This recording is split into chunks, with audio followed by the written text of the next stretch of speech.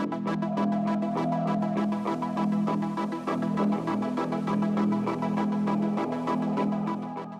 guys, welcome back to the channel. My name is Katelyn, and today we are doing another 100 Dragon Challenge. So, this one has actually been a suggestion I've been seeing a lot on YouTube and Discord and a few other places.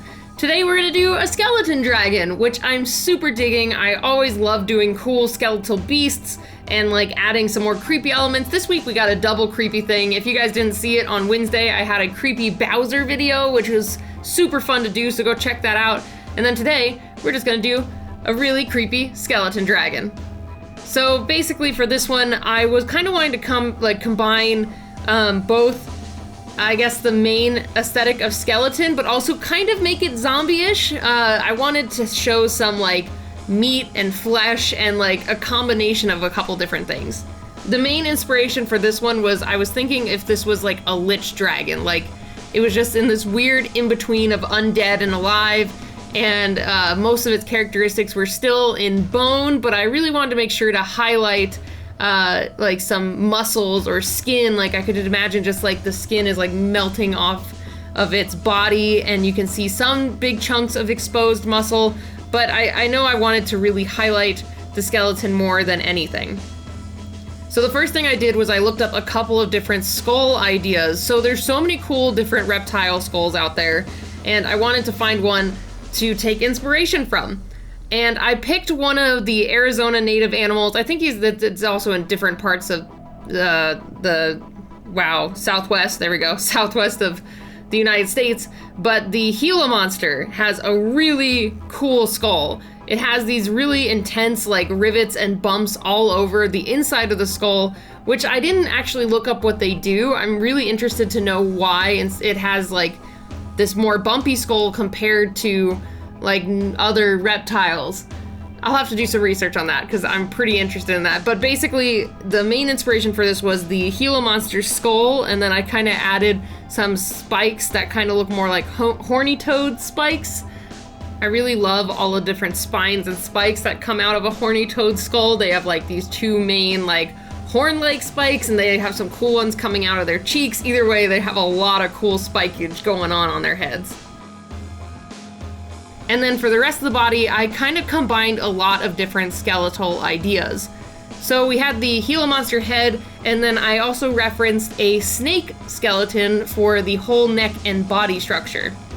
I really like the snake skeletons in terms of like how many ribs they technically have. I think that's super cool, and I think that would work really well for like a dragon neck and the dragon body. And then I need to reference it for the ribs and the spine and just basically how everything worked. And then I kind of combined it with a couple of different skeleton ideas. Like I referenced a few other lizard skeletons, like the Komodo dragon and a few others, and then I kind of mixed and matched a few. Like I had some ideas of like how a wolf skeleton looks, and I just kind of ran with a bunch of different combinations. I can't say for sure like, oh yeah, the body for sure is like this skeleton mostly. It's kind of a big combination of a lot of different skeletons in this one.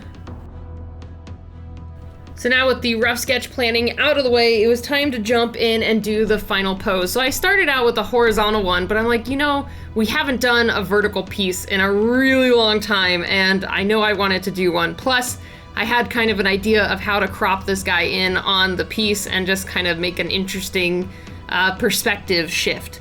So in my first sketch, I really did like the facing forward look, like it looks like the creature was coming at you. So I kind of wanted to replicate that with this, but I did struggle at first with the proportions and like figuring out how to put it on the page, because I wanted its head to be kind of upturned so you could see the bottom of its jaw, but that kind of proved weird when I tried to place the torso and the arms.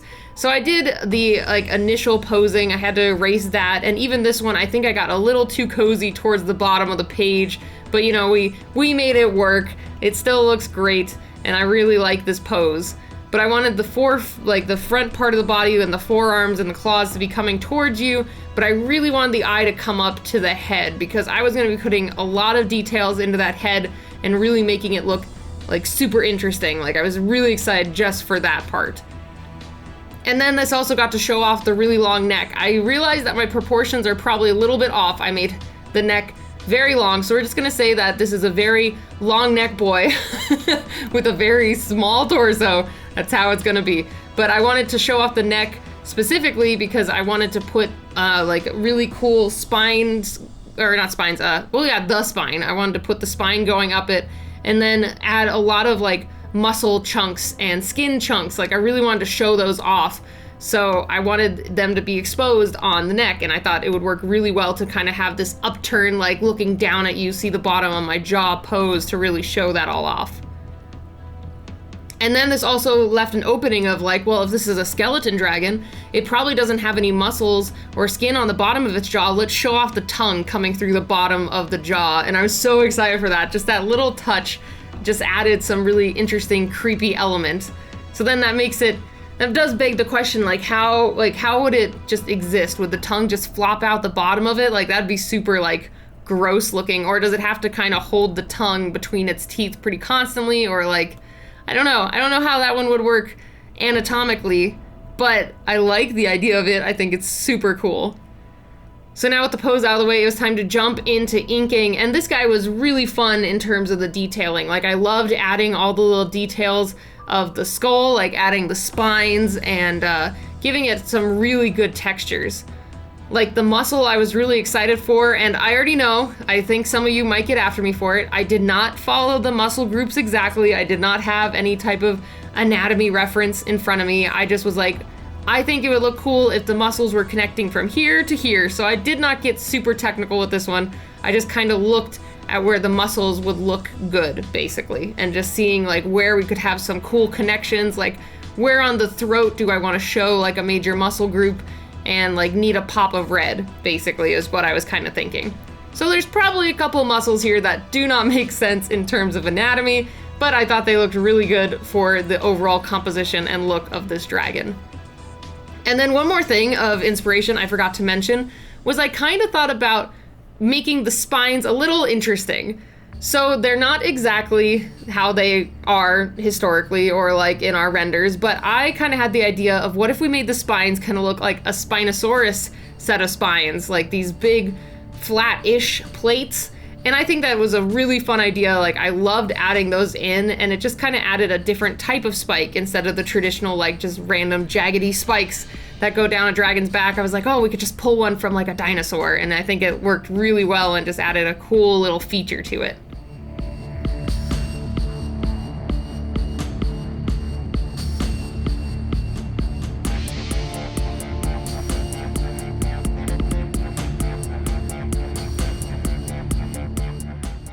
So now with the line art out of the way, we had to erase out our pencil lines before we started the color, and I just wanted to point out, my dog Coda hates the sound of that brush, and I finally caught him on camera being a dork. So if you are looking away, this is a great time to look, because here comes a doggo snoot. There it is. Coda hates the sound of this little brush. He wanted to kill it, so he kept going for it, and I set it down for all of 2 seconds, and he tried to grab it. I also antagonized him. I did, like, as soon as he tried to get up close and was in view of the camera, I knew I had to catch a fun little video of Coda trying to get my brush. But now with all the erasers bits out of the way, it's time to figure out some colors. So first of all, for the skull, at first I thought about just using some grays to shade it and keeping it like a whitish skull, but I'm like, no, this thing wouldn't be pristine. We need to make it like kind of a gross yellowish skull. I felt like that made the most sense and would add like an interesting coloring to it. Kind of like how you see more aged skulls, like a lot of them turn like this yellowish tan color. They're not like pristine white usually. At least, I don't know, don't quote me on this. I'm assuming with the taxidermy process, they bleach the skulls, which turns them white, because I don't think, you know, our bones and things are always a pristine white. They probably have some type of shade to them, or they just age. So yeah, I was like, well, let's add a little bit of like yellowish tan to this, and I'm so glad I did, because I absolutely love the color of the skull. Basically, I started with a lighter yellowish tone, and then I overlaid it with some of this like darker brownish color, and I added some light grays, which added a lot of really fun texturing and feel to it.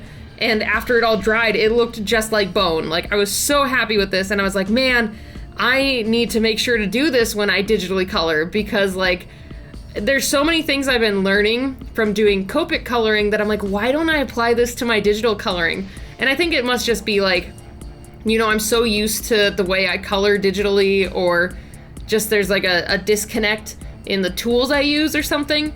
But I'm like, I need to start doing this type of layering and figuring out how I can replicate the Copic's look into digital work, because I've been really liking my coloring for these 100 dragons. Like, they're super fun, and they make me push myself and think outside the box. Like, when you do digital coloring, I'm not ragging on digital coloring, by the way. That's like 90% of what I do is digital. Like, the only thing traditional now is my sketchbook and the 100 dragons for the most part.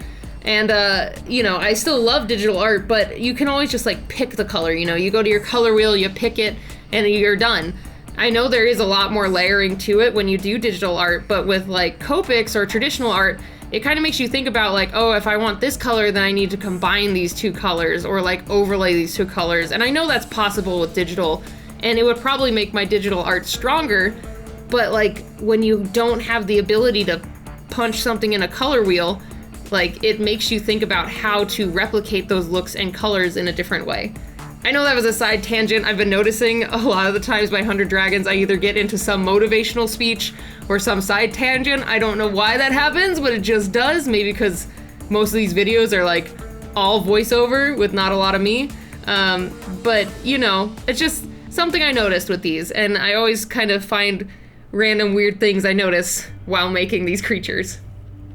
But yeah, like I said, see, as you can see, I really love how the bones look. Like, I am so proud of it, because I've never really liked, like, I like drawing skeletons, and I love drawing bones, but I never thought I nailed the colors or the textures right, and I feel this time I finally got something that I really, really like.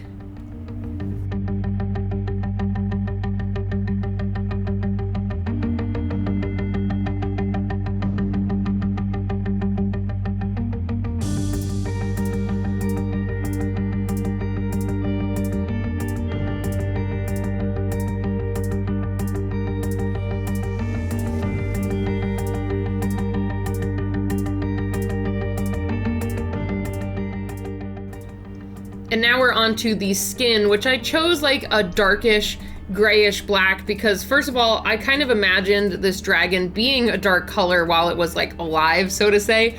But I also like the idea of just this skin has decomposed and become this really interesting charcoaly color. I thought that'd be really cool, and it's a great contrast for the bone and the muscle.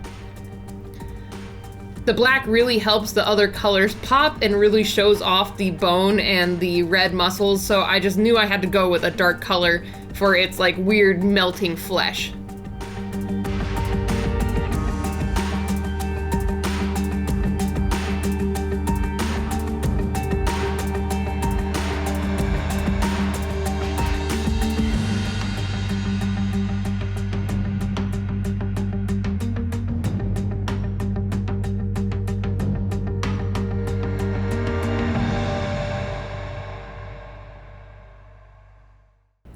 So we're getting close to the end of this drawing, so I just wanted to do a quick reminder for everyone. So if you would like to enter this week's 100 Dragon Challenge, just make sure to enter it by Thursday, usually the Thursday before a video release.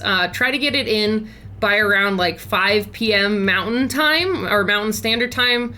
I know we're gonna have daylight savings time eventually, so basically either 5 p.m. Pacific or 5 p.m. Mountain. Either way, that would help a lot, and that will kind of guarantee your spot, just because I edit these, like the final edits, the Thursday before I release them, and that's when I collect all the entries. So I mean, the earlier the better, that always helps, but usually after 5 p.m. Thursday, the day before these come out, it's a little bit hard for me to get them after that. So I hope you guys enjoy making your skeleton dragons. I'm really excited to see what you do with them and what type of themes and looks you guys go with. But let's go ahead and jump into last week's entrance for, oh man, what did we do last week? I already forgot. The alien dragon, there we go. Let's see what we did for the alien dragon. All right, so for this week's entries, Sweenlock Beans, I think your design is super cute. I love the kind of insectoid type wings and the details that you added to your dragon. Really great looking thing. I really, really like it. And Mecat, oh god, I'm gonna butcher this. Chad Mike, I don't know, I'm sorry, I butchered your username, but either way, man, this one is super cool. I love like the weird like tenderly armish things and this force field that's going up, and you can see the bullets flying towards this alien.